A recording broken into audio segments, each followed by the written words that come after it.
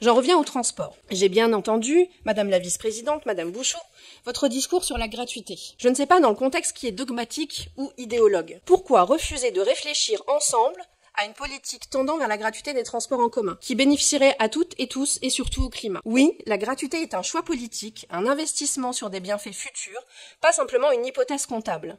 Sur le maillage territorial, vous installez une deuxième et une troisième ligne de tramway dans la ville-centre, mais les habitants de l'agglomération attendent toujours que des bus express et des pistes cyclables sécurisées permettent de circuler efficacement partout dans Angers-Loire Métropole, à Angers, comme dans les communes périphériques. Donc, nous vous proposons, encore une fois, de réfléchir ensemble, sans dogmatisme, au passage progressif à la gratuité des transports en commun.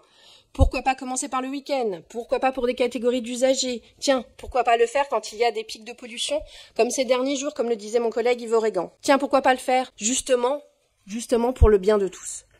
Eh bien non, même ça n'est pas possible, vous l'avez dit, et là ça en devient dangereux, Madame Bouchoux, ce dogmatisme. Pourtant, à Montpellier, ça y est, une grande métropole, bien plus grande et mieux équipée que la nôtre, le fait. Oui, cela coûte. Le vivre ensemble, l'égalité d'accès aux services publics, cela a un coût, mais c'est une dépense utile qui engendre ailleurs des économies de santé, d'infrastructures, de pollution. Et surtout, il faut savoir où aller chercher l'argent. Nous avons quelques idées pour cela, mais vous avez refusé d'en débattre. Par exemple, lors d'une proposition de vœux sur la taxation des superprofits qui aurait permis d'accroître la dotation budgétaire des collectivités et de financer nos investissements. Peut-être ici, comme ailleurs, vous ne souhaitez pas faire de politique dans les conseils. C'est fort dommage, nous sommes pourtant là pour ça. Nous battre ensemble pour que les collectivités aient les moyens d'assurer leur mission de service public et les moyens d'investir.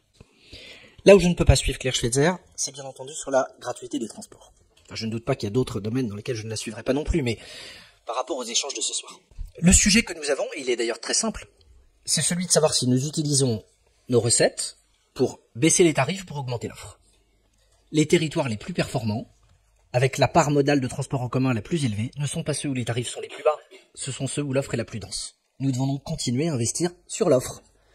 Et si on a encore des efforts à faire dans les années qui viennent, il faudra qu'on continue à les faire sur l'offre.